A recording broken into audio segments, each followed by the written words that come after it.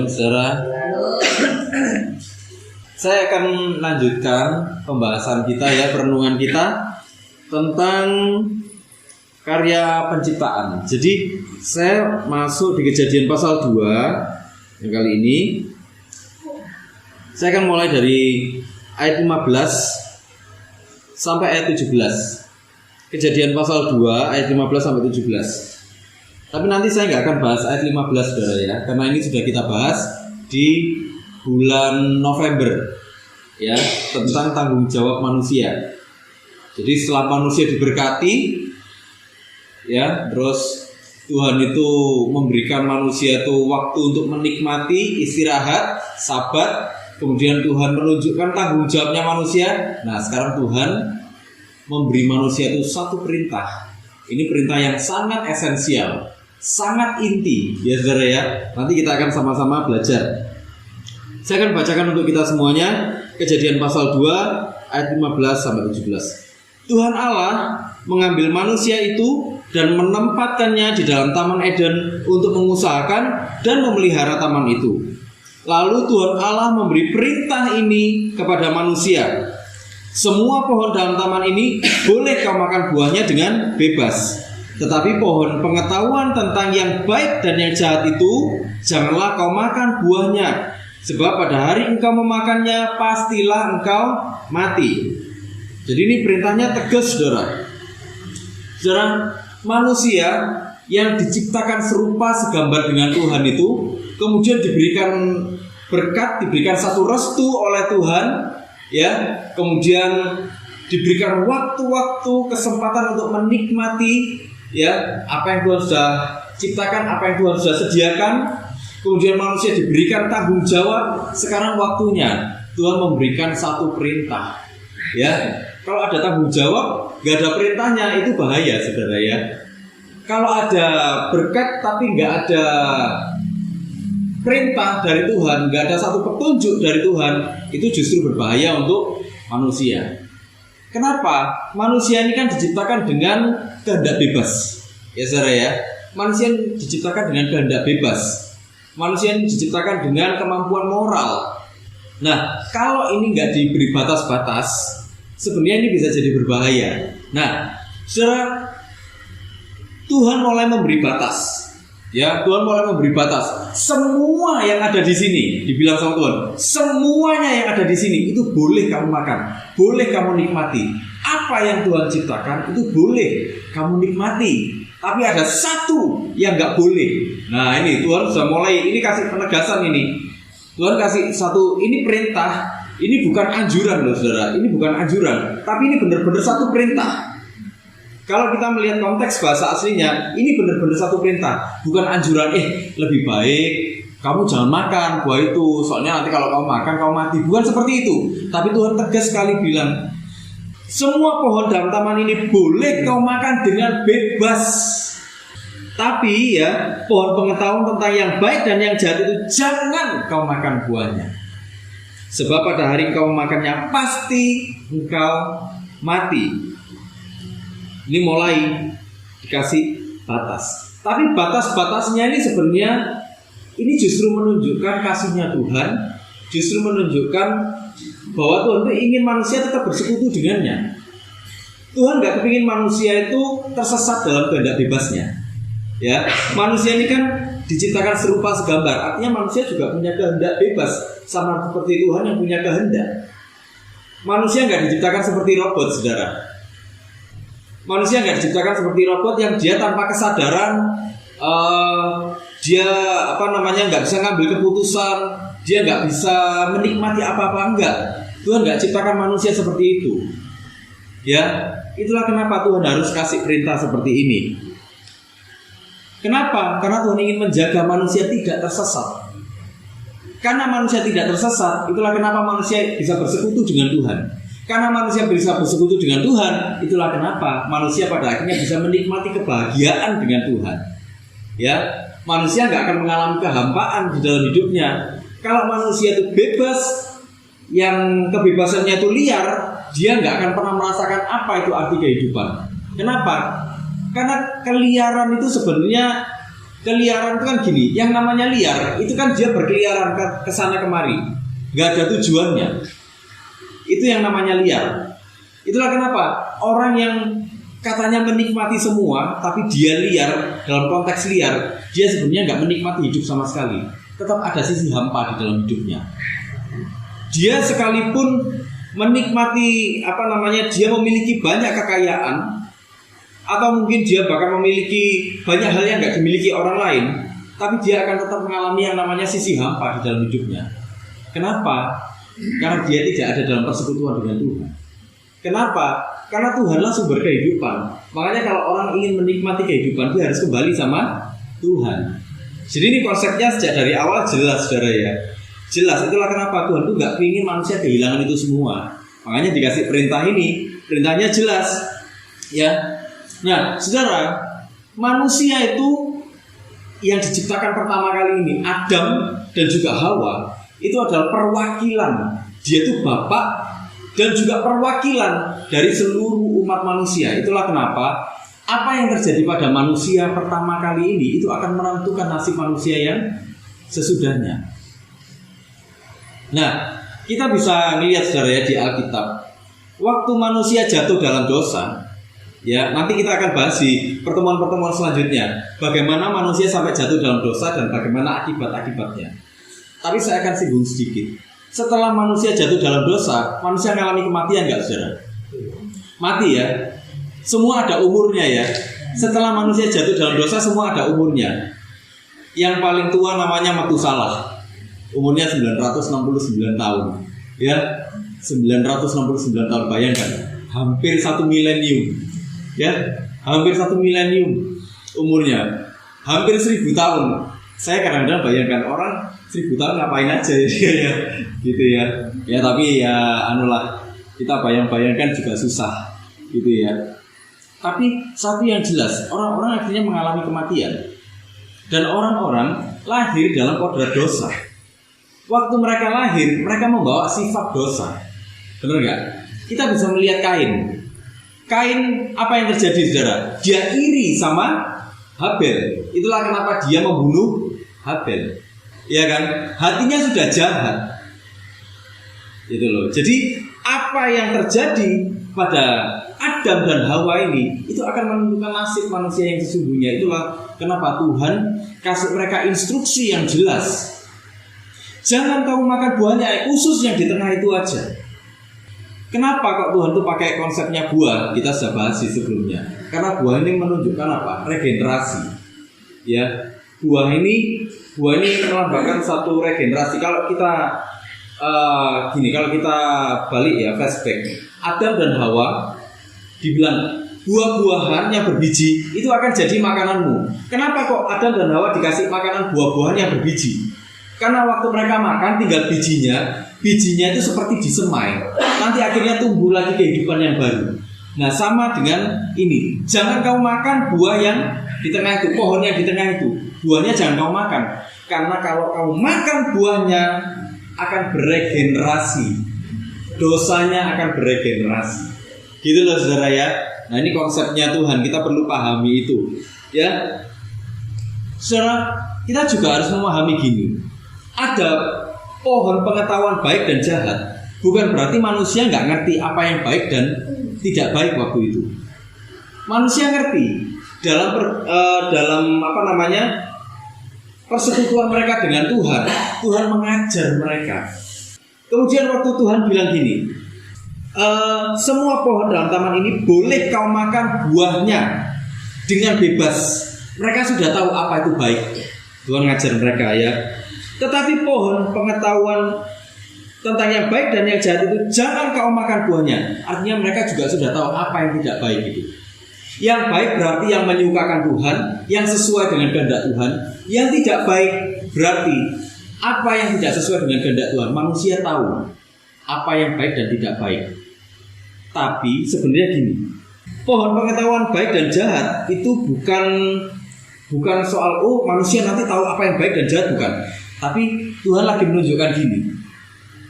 Waktu manusia makan buah pengetahuan baik dan jahat, Pengetahuan baik dan jahat artinya manusia menentukan sendiri apa yang baik dan tidak baik dan hidup di dalamnya.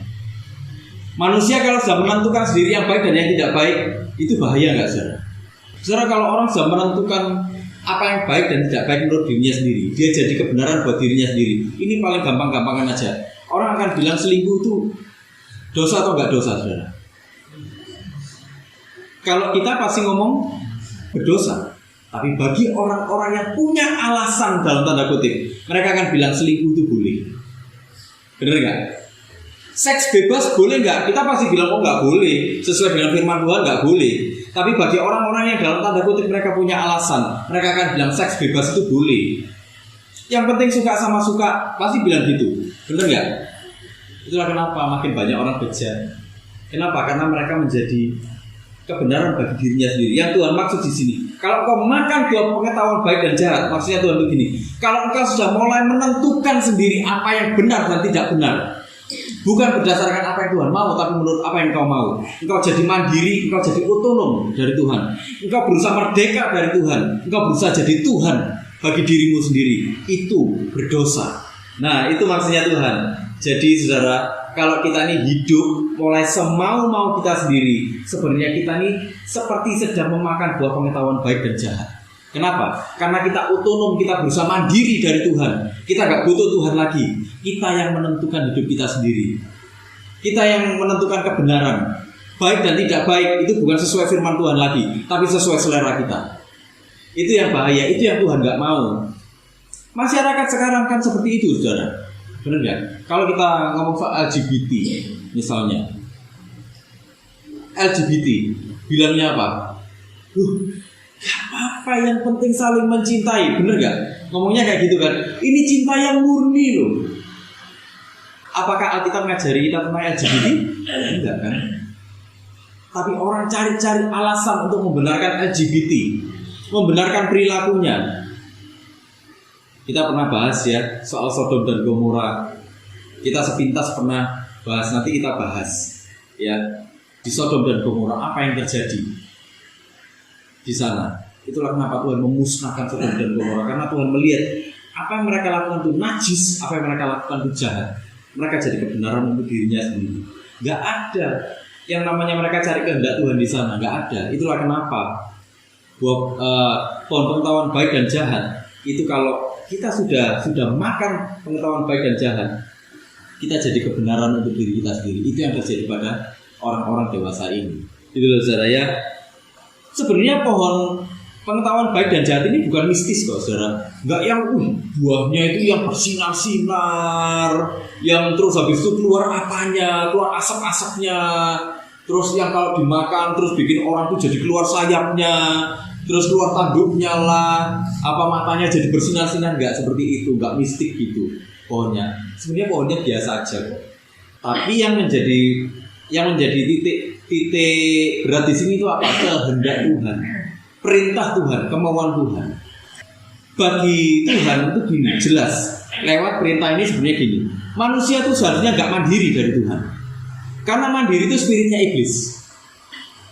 Bergantung pada diri sendiri itu spiritnya iblis. Itulah kenapa kalau kita lihat di firman Tuhan bilang, terkutuklah orang yang mengandalkan kekuatannya sendiri. Benar nggak? Tuhan nggak suka orang-orang yang mandiri dari Tuhan. Tuhan ingin orang-orang yang ada dalam persekutuan dengan Tuhan.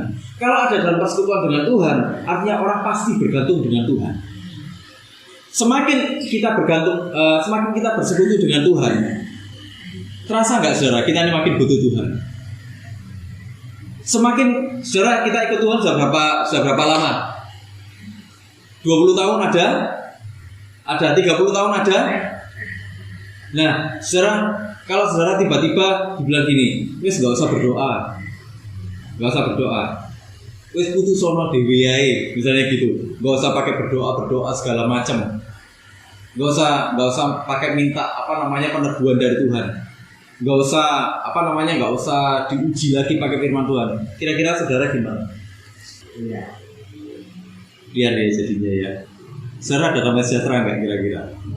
Nggak ada ya. Segala sesuatu diputusi sendiri tanpa doa loh ya. Tanpa doa, wes nggak Tuhan-Tuhanan lah pokoknya. Pokoknya kita jalan sendiri lah. Kira-kira gimana perasaan saudara? Ada yang aneh ya? Ada yang aneh ya? Ya itu loh. Semakin kita bersekutu dengan Tuhan, kita tuh justru semakin gini, saudara. Kita justru semakin, ya kita nggak bisa hidup tanpa Tuhan. Kita ini justru semakin tergantung sama Tuhan, nggak bisa lepas dari Tuhan, itu loh. Ya, justru spirit seperti itu yang disukai sama Tuhan. Tapi spirit seperti itu yang nggak disukai sama iblis. Dan itu yang nanti, ya kalau kita bahas nanti di Kejadian pasal 3, yang spirit seperti itu yang bisa dimasukkan ke dalam hatinya manusia. Kita nggak lagi tergantung sama Tuhan. Dan nyata kan, hari ini banyak orang semau-maunya sendiri, bener nggak? Banyak orang merasa nggak butuh Tuhan, bener nggak? Kalau orang jadi ateis, buat apa kita cari Tuhan? Kok kebutuhan kita sudah terpenuhi semuanya? Kebutuhan kita sudah terpenuhi semuanya, nggak perlu cari-cari Tuhan. Sebenarnya gini, kita pernah bahas ya saudara ya. Mau kita ada dalam kelimpahan, mau ada dalam kekurangan, itu sama bahayanya, gitu loh. Itu sama bahayanya. Kalau kelebihan kita ada dalam kelimpahan, tapi hati kita nggak berpaut sama Tuhan, saudara, kita akan merasa nggak butuh Tuhan.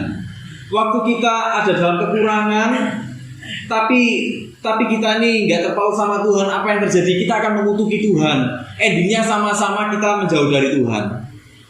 Itulah kenapa Tuhan selalu ingin ada dalam persekutuan dengan Tuhan. Jangan mandiri nak, karena kalau kamu mandiri kamu seperti iblis nak. Iblis itu mandiri, dia diusir. Kenapa? Karena dia mandiri, karena dia berusaha mandiri, dia ini berusaha mengkudeta Tuhan. Pencipta lah kok mau dikalahkan sama sama ciptaannya, itu kan nggak masuk akal tuh saudara. Makanya saudara jangan takut sama iblis, jangan takut sama gendruwo, jangan takut sama pocong, jangan takut sama apa lagi model setan-setan saudara. Kuntilanak, jangan takut sama itu semuanya, karena semuanya itu ciptaan saudara ya. Kita punya pencipta yang bersama dengan kita. Oh gitu ya. Nah saudara,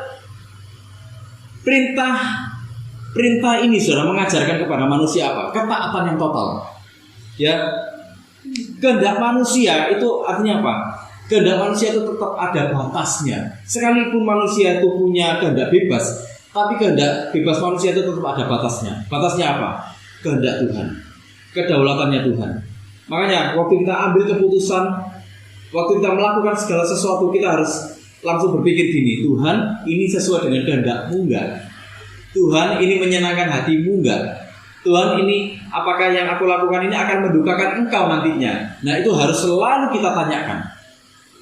Ya saudara ya, apapun yang mau kita putuskan, apapun yang mau kita lakukan, itu yang harus kita tanyakan. Jangan ini, enggak lah wes, enggak apa-apa lah. Saudara, Tuhan itu presisi. Allah itu kudus. Kudus itu berarti dia terpisah dari segala sesuatu yang enggak sesuai dengan dirinya. Karena Allah sempurna, dia terpisah dari segala dosa. Ya saudara ya. Saudara, perintah Allah mengenai pohon pengetahuan itu sedang menunjukkan bahwa manusia tanpa ketergantungan kepada Allah itu pasti binasa. Jadi Tuhan itu menunjukkan pada hari itu juga engkau akan mati. Manusia pasti binasa. Kebinasaan yang pertama apa? Kebinasaan rohani. Ya. Kita bisa baca di Efesus 2 ayat 1 saudara. Saya akan bacakan untuk kita semuanya. Efesus 2 ayat 1. Dikatakan gini, kamu dahulu sudah mati karena pelanggaran-pelanggaran dan dosa-dosamu. Ya, artinya apa? Waktu kita berdosa, sebenarnya kita ini sudah mati. Ya, kematian yang kedua, saudara. Kematian yang kedua itu apa? Kematian jasmani. Kita bisa lihat di Kejadian pasal 5 bagaimana usia. Ya, ada meninggal usia sekian ratus tahun. Terus siapa lagi meninggal sekian ratus tahun, siapa lagi meninggal sekian ratus tahun. Ya saudara ya. Artinya apa? Ada kematian. Yang ketiga itu kematian kekal. Kematian yang kekal. Saya ingin bacakan di Wahyu 2 ayat 11 saudara. Dikatakan gini, siapa bertelinga, hendaklah ia mendengarkan apa yang dikatakan Roh kepada jemaat-jemaat. Barang siapa menang, ia tidak akan menderita apa-apa oleh kematian yang kedua. Nah, artinya firman Tuhan ini ya dan amin. Makanya Tuhan tuh memberi perintah ini sebenarnya kenapa? Karena Tuhan tidak ingin manusia binasa. Berseberangan dengan Tuhan, menentukan kebenaran sendiri, itu justru menjadi celaka bagi manusia. Disitulah manusia berusaha menjadi Tuhan. Seringkali kan saudara, tanpa kita sadari, kita nih akhirnya berusaha menjadi Tuhan. Ya kan? Saudara, manusia sering nggak berusaha ngatur-ngatur Tuhan? Sering ya. Kalau pergumulannya doanya nggak dijawab, kamu nggak saudara? Kamu kan? Terus habis itu bilang apa? Apa? Gak Tuhan-Tuhanan. Melok Tuhan tambah soro wae. Iya bener gak? Ikut Tuhan tambah susah, tambah bergumul. Pertanyaannya, kalau gak ikut Tuhan apa gak bergumul? Enggak kan? Sepanjang kita masih hidup di dunia ya kita bergumul. Bergumul dengan apa aja? Ya dengan ketidaksempurnaan dunia. Ya kita ngalami makin tua, bener gak saudara? Iya. Mulai kadang-kadang nggak fokus, ya kan? Saya ini sudah mulai ada plus, saudara. Kalau baca gini, kadang-kadang sudah mulai gini, saudara. Ya, dulu saya kalau lihat guru saya kacamatanya gini, kalau baca gini, terus kacamatanya di sini, saya ketawa, saudara. Wah, lucu ya kelihatannya ya. Sekarang saya juga gini, saudara. Ya kayak gitu, ya kan? Manusia nggak bisa melawan itu, ya kan? Pada akhirnya kita juga akhirnya ngalami sakit, bener gak saudara? Makin nambah umur, siapa yang gak asam urat, saudara? Ayo, pasti kan ada yang asam urat lah, kolesterol lah, ya bener gak saudara? Iya kan, pegel-pegel lah, bener ya? Kena hujan sekali dua kali sudah langsung flu. Iya kan, padahal dulu waktu masih muda enggak, ya kayak gitu. Iya malah hujan yang dicari. Begitu 50 ke atas hujan dikit wis enggak wis hati-hati gitu. Iya kan bener ya. Nah gitu loh saudara. Nah itulah akibatnya dari manusia yang waktu itu berusaha menjadi Tuhan. Gitu loh. Nah Tuhan sebenarnya nggak ingin manusia binasa. Ya, Allah sedang menunjukkan betapa terbatasnya manusia, betapa celakanya manusia kalau tanpa Tuhan. Itulah kenapa meskipun ini dunia sudah nggak sempurna, hidup kita juga nggak sempurna, saudara. Buktinya kita masih mengalami sakit penyakit, bener nggak? Buktinya kita masih mengalami pergumulan. Siapa yang di sini nggak pernah berdoa minta tolong sama Tuhan? Ayo, boleh angkat tangan. Ada nggak ada ya? Semua pasti minta tolong sama Tuhan, saudara. Saya yakin 100% kita kalau berdoa sama Tuhan datang, ya kita berdoa gini, kita pasti memang memulainya dari ucapan syukur, terima kasih Tuhan, Engkau begitu baik. Ya itu masuk pertama. Tapi begitu masuk tengah-tengah horor semua kan? Iya kan, horor semua. Tuhan, Tuhan, ini gimana Tuhan? Aku kesel Tuhan, gitu, ya kan? Mulai yang seperti itu. Betapa terbatasnya manusia tanpa Tuhan. Jadi memang Tuhan sedang menunjukkan sama manusia, kamu tanpa aku, kamu akan mengalami ketidaksempurnaan. Bukan cuma ketidaksempurnaan, tapi kamu akan mengalami kebinasaan. Itulah naturmu. Naturmu itu harus bersama-sama dengan aku. Gitu loh saudara. Itulah kenapa sekalipun meskipun kita ada dalam dunia yang tidak sempurna, kita mengalami ketidaksempurnaan, tapi kita punya pengharapan untuk kesempurnaan di masa yang akan datang. Itu. Nah, secara pohon tersebut itu juga menunjukkan bahwa Allah ini sebenarnya nggak nganggap manusia itu robot, nggak nganggap manusia itu ciptaan yang mati. Ya, itulah kenapa dikasih kehendak bebas. Ada yang bilang, ada yang menuduh bahwa Tuhan itu sengaja menciptakan manusia itu supaya berdosa. Ya, dengan ditaruh pohon pengetahuan baik dan jahat di tengah-tengah, Tuhan itu sedang menjebak manusia untuk berdosa. Ada tuduhan-tuduhan seperti itu. Tapi sebenarnya enggak. Kenapa? Saudara, kalau manusia diciptakan dengan kehendak bebas, tapi Tuhan menutup kehendak bebasnya, sebenarnya Tuhan sedang berlaku tidak adil terhadap manusia. Gitu loh. Kalau Tuhan sudah menunjukkan resikonya dengan kehendak bebas itu, terus manusia dengan sadar dia makan sendiri, dia menentukan nasib sendiri, Dia berdosa atas kesadarannya sendiri. Yaitu resikonya manusia. Gitu loh. Jadi Tuhan ini nggak sedang menjebak manusia untuk berdosa. Tuhan juga tidak sedang menciptakan dosa untuk manusia. Gitu loh saudara. Manusia yang berdosa karena apa? Karena keinginan hatinya sendiri. Manusia kan sering kadang-kadang gara-gara Tuhan sih. Ya kan, ini kalau apa namanya yang selingkuh itu. Ya Tuhan sih, apa namanya ngasih aku istri yang kayak gitu. Lu dulu yang milih siapa? Ayo. Ya kan? Yang milih siapa? Milih sendiri, nyesel sendiri. Ya kan? Orang kayak gitu kan? Itu loh manusia itu. Tuhan tidak menciptakan dosa. Kenapa? Karena Tuhan itu kudus. Dia terpisah dari dosa. Tuhan justru menaruh pohon pengetahuan baik dan jahat di tengah-tengah. Itu untuk menunjukkan bahwa manusia itu bukan robot. Manusia bisa memilih apa yang dia kehendaki. Justru Tuhan itu menghargai manusia, menghargai kehendak bebasnya manusia. Nanti kita akan lihat waktu manusia jatuh dalam dosa, apa yang terjadi. Ya, jadi saudara, nanti dengan mengikuti rangkaian ini kita akan mengerti hatinya Tuhan itu sebenarnya bagaimana sih sebenarnya. Gitu ya. Bahkan waktu manusia jatuh dalam dosa, apa yang terjadi? Apa yang Tuhan lakukan? Bertentangan dengan kehendak Allah itu sudah pasti dosa. Itu intinya.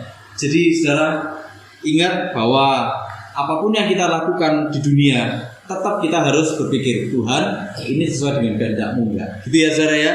Nah, saudara, perintah Tuhan ini memimpin kepada kehidupan. Lewat perintah itu sebenarnya Tuhan itu sedang mengajarkan iman kepada Abraham.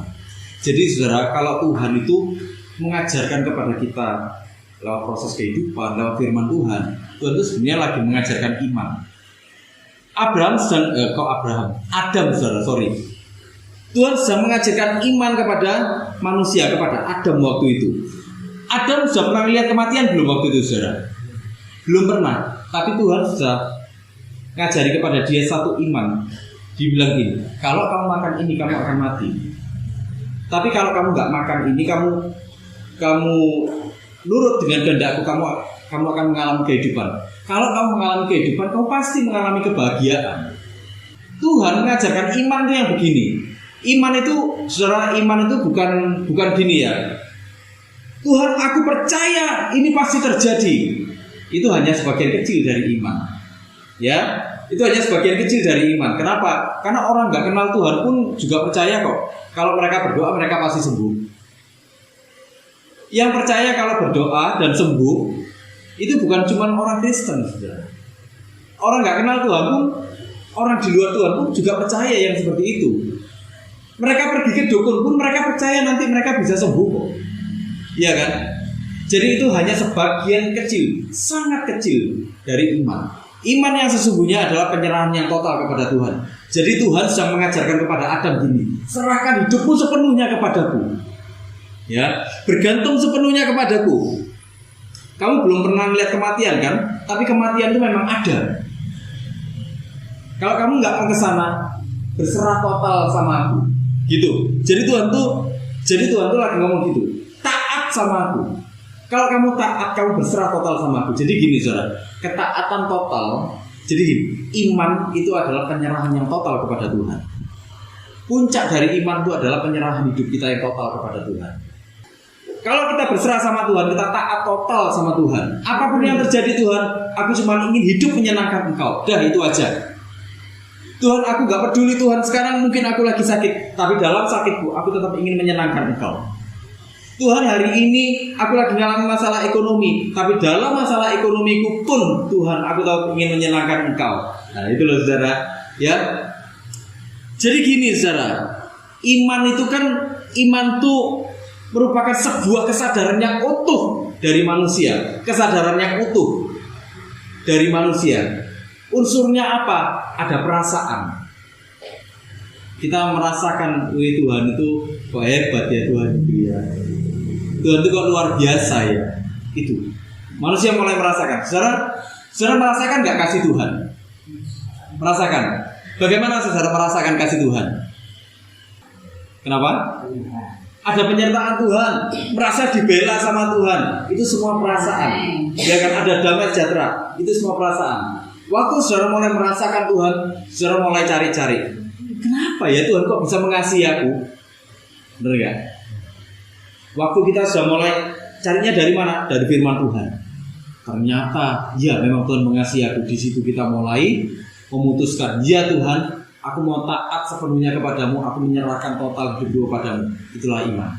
Sama kayak kalau kita jatuh cinta sama orang.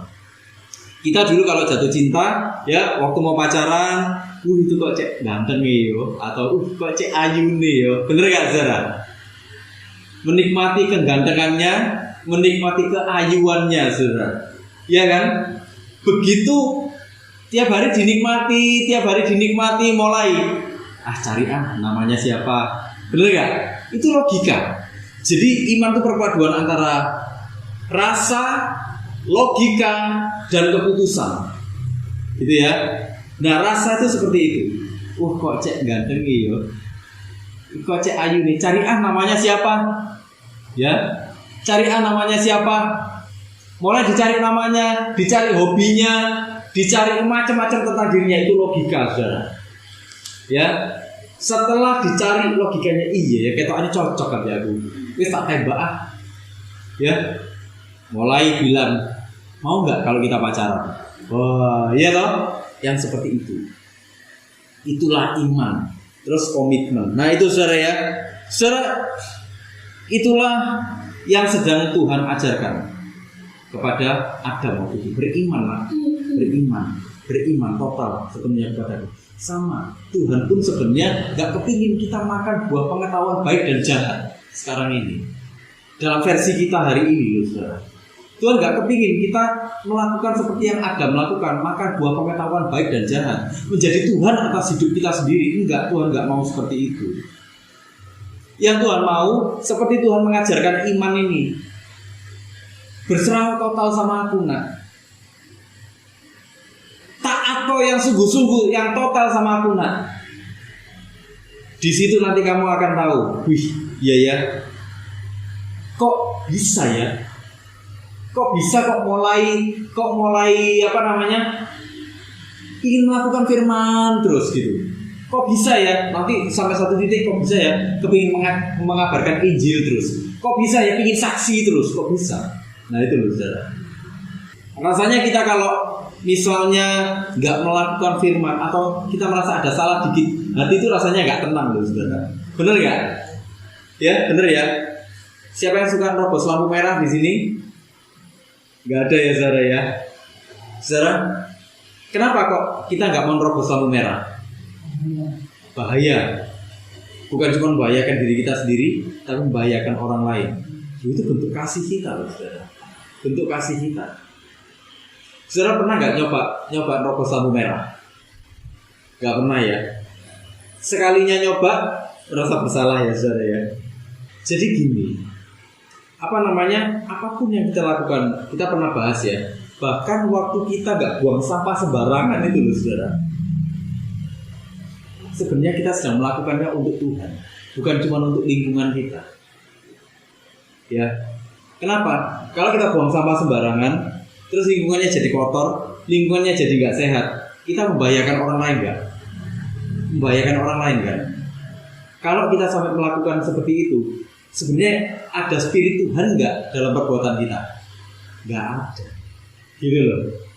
Nah inilah yang Tuhan sedang lakukan pada Adam, ngajari Adam untuk beriman, memerintahkan Adam bahkan bukan cuma ngajari, tapi Tuhan itu memerintahkan Adam, manusia, berimanlah kamu. Adam, manusia, taatilah aku sepenuhnya. Ini adalah satu perintah yang sangat general, saudara. Ini perintahnya ada di atas. Ini perintah yang paling esensial. Ini perintah yang paling inti. Taat kepada Tuhan. Waktu kita taat sepenuhnya kepada Tuhan, sepenuhnya kita sedang beriman kepada Tuhan. Itulah puncak dari iman. Amin, saudara. Saudara, saya ingin mendorong kita semuanya, jangan sampai kita makan buah pengetahuan baik dan jahat ini. Jangan kita menjadi Tuhan atas diri kita sendiri, kalau biar Tuhan yang menjadi Tuhan atas hidup kita. Amin, saudara. Selalu dan selalu. Mari kita sama-sama berdoa. Dengan kasih